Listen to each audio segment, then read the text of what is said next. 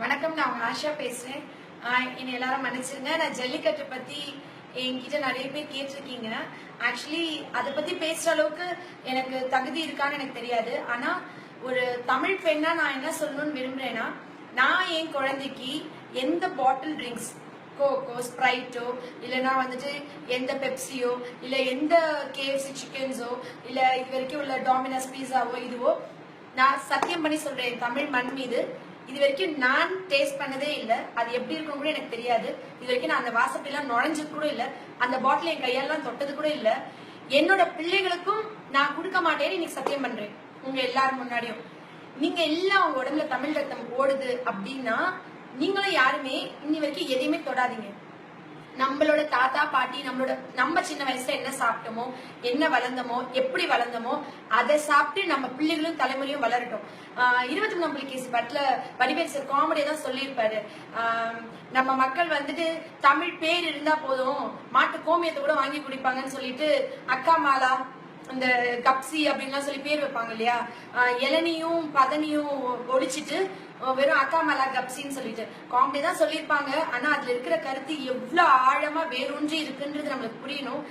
நம்மளுக்குள்ள அந்த வெறி, அந்த வைராகியம், ஒற்றுமை இன்னைக்கு இந்த இதோட முடிச்சிட்டு நெக்ஸ்ட் திருப்பி அடுத்த பொங்கல் அப்ப நம்ம இதை பத்தி பேசாம நம்ம எல்லாம் அதே மாதிரி யுனைட்டடா எதையுமே நம்ம தொடலைன்னா விற்கவே முடியாது. இதுவும் ஒரு அடிமைத்தனம் தான். ஆங்கிலேயர்கள் அந்த காலத்துல நம்மள வந்து அடிமை பண்ணி இங்க இருந்து நம்மளோட ரா மெட்டீரியல்ஸ் டைரக்டா வந்து எடுத்துட்டு போனாங்க. இப்ப அப்படி எடுக்காம அவங்க இடத்துலயே இருந்துட்டு இந்த சயின்டிபிக் அட்வான்ஸ்மெண்ட்ல ஆல்மோஸ்ட் நம்மள எல்லாம் முட்டாள்களாவும் அடிமைகளாகவும் மாத்திட்டு தான் போறாங்க. எனக்கு இன்னொரு கடமை இருக்கு, விழிப்புணர்வு ஏற்படுத்துறதுல. என்னோட தலைமுறைகளும் என்னுடைய இனத்த மக்களும் எல்லாருமே வந்துட்டு ரொம்ப ஸ்ட்ராங்கா இயற்கையான விஷயங்கள், கொய்யாக்கா தான் வந்துட்டு யுஎஸ்ல ஒரு ரிசர்ச் பண்ணி உலகத்திலே king of fruits, queen of fruits சொல்லிட்டு கொய்யால இருக்கிற சக்தி வந்து ஒரு ஆப்பிள்ல கூட இல்லைன்னு சொல்லி ரிசர்ச் பண்ணிருக்காங்க. 2 ரூபாய்க்கு ரோட்டோர வித்துக்கிட்டு இருந்த கொய்யாக்காவை வேக்ஸ் பண்ணியோ பதப்படுத்தியோ விற்க போறது. இங்க உள்ள காய்கறிகள், இங்க உள்ள பழங்கள், இங்க நம்ம மண்ணில் விளையிற விஷயங்கள் இருக்கிற அற்புதம், வாழைப்பழமா இருக்கட்டும், ஆப்பிள், பலாப்பழம், மாம்பழம், சப்போட்டா பழம், சீத்தாப்பழம், அன்னாசி பழம், இங்க விளையிற பழங்கள், நம்ம சாப்பிட்ற எள்ளுருண்டை, தேங்காய் பர்ஃபி, இங்க உள்ள இதுல இருக்கிற சத்துக்களை வந்து விளம்பரங்களை பார்க்க விட மாட்டேன் என் குழந்தைங்களை. அவங்களுக்கு அது இன்ஃபுளுயன்ஸ் ஆக விட மாட்டேன். ரிப்பீட்டடா ஒரு விஷயம் பார்க்கறத என் குழந்தைங்க அதை கேட்கறாங்க, அதெல்லாம் நான் பண்ண மாட்டேன். நான் வெளிநாட்டு பொருட்கள் எல்லாத்தையுமே கதர் என்னைக்கு கட்டணும்னு சொல்லி நம்ம மகாத்மா காந்தி அவங்க சொன்னாங்களோ, அதே மாதிரி இன்னைக்கு நான் என் நாட்டில் என்னுடைய வீட்டுல விளையிற பொருட்களை வச்சுதான் சாப்பிடுவேன் அப்படின்ற ஒரு வைராகியமும் வெறியும் குறிக்கோளும் நம்மளோட எல்லார் மனசுலயும் இருக்கு. நான் ஆஷான்றவ வந்து உங்களோட ஒவ்வொருத்தவங்களோட ரிஃப்ளெக்ஷன் தான்.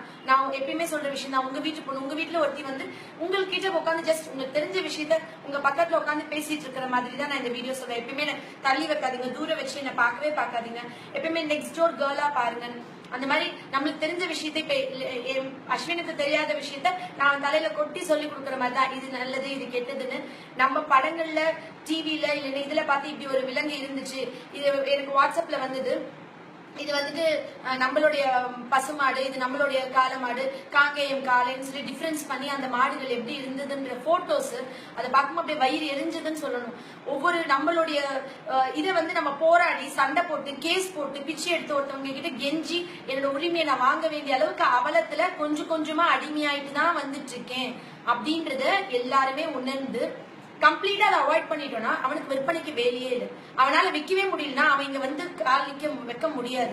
அந்த மாதிரி என்னைக்கு வெளியேறுன்னு சொன்னமோ அந்த மாதிரி என்னோட உரிமைகள், எனக்கு எது சரி தப்புன்னு தெரியும், எனக்கு எது நல்லது கெட்டதுன்னு தெரியும். ஒருத்தவங்க போட்டிருந்தாங்க ஸ்டேட்டஸ், என்னோட ஃப்ரெண்ட் யாரோ ஒருத்தவங்க, டாஸ்மார்க்ல வந்துட்டு குடியை கெடுக்கும், இது உடல் நலத்துக்கு கேடு அப்படின்னு எழுதி வச்சுட்டு விக்கிறோம் இல்லையா. அந்த மாதிரி ஜல்லிக்கட்டு மாடை அடக்கினால் அது உங்களுக்கு உடலை குத்தி விடும், அதனால உங்க உயிருக்கு ஆபத்து ஏற்பட்டு விடும், நீங்க வந்து பிடிக்காதீங்க அப்படின்னு நாங்க மாட்டு மேல எழுதிட்டு ஓட விடுறோம்.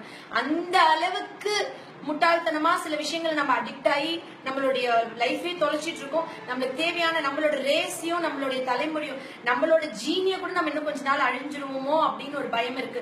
உலகத்துக்கே புத்தி சொல்லக்கூடிய, பல மொழிகள்ல டிரான்ஸ்லேட் பண்ணக்கூடிய திருவள்ளுவரும் ஔவையாரும் வாழ்ந்த மண்ல இன்னைக்கு நம்ம வந்துட்டு இன்னும் நம்மள வழி நடத்த ஆள் இல்லாம நம்மள மிஸ்கைட் ஆயிட்டு போறோமோன்றது நினைக்கும் போது நிஜமாவே அப்படியே நெஞ்சு வலிச்சு ரத்த கண்ணீர் வருது. இத பத்தின நான் சொல்லணும்னா, நம்மளோட உரிமைகள் நம்மளோட இதை நம்ம நிலைநாட்டணும்னா மித்த விஷயங்களுக்கு நம்ம யாருமே இனி எந்த ஒரு காலேஜ் ஸ்டூடெண்டோ ஸ்கூல் ஸ்டூடெண்ட்ஸோட கையிலயோ பெப்சி பாட்டிலோ கோக் பாட்டிலோ இல்ல எந்த ஒரு வெளிநாட்டு குடிபானங்களோ இல்ல இருக்க கூடாது. இது ஒரு சகோதரியா உங்க வீட்டு ஒரு பொண்ணா ஒரு அன்பு கட்டளைன்னு சொல்றதை விட இது ஒரு ஃபோர்ஸ்ஃபுல்லான ஒரு ரூலா நம்ம வச்சுக்கணும். நம்ம எல்லாம் ஒன்னா கை கோக்கணும். நம்ம எல்லாம் ஸ்ட்ராங்கா இதை எதிர்க்கணும். நம்ம இதை பண்ணிட்டோம்னா நம்மளோட ஜெனரேஷன் ரொம்ப ஸ்ட்ராங். நம்மளோட மீடியா, நம்மளோட ஃபேஸ்புக், நம்ம வாட்ஸ்அப் ரொம்ப ஸ்ட்ராங். நம்ம இதை ஸ்ட்ராங்கா பண்ணோம்னா இது நமக்கு நடக்கும். நம்மளோட உரிமைகளை நம்மளே நிலைநாட்டிக்கலாம் அப்படின்னு தெரிவிச்சுக்கிறேன். நான் இதை பத்தி எதுவுமே ப்ரிப்பேர் பண்ணிட்டு வரல. I'm sorry. அதனால என்னால ஜல்லிக்கட்டுக்கான கரெக்டான ஹிஸ்டரி அந்த லிங்க்ஸ் எல்லாம் என்னால உங்ககிட்ட பேச முடியல. நிச்சயமா நான் தனி வீடியோவா அதை போடுறேன். நன்றி.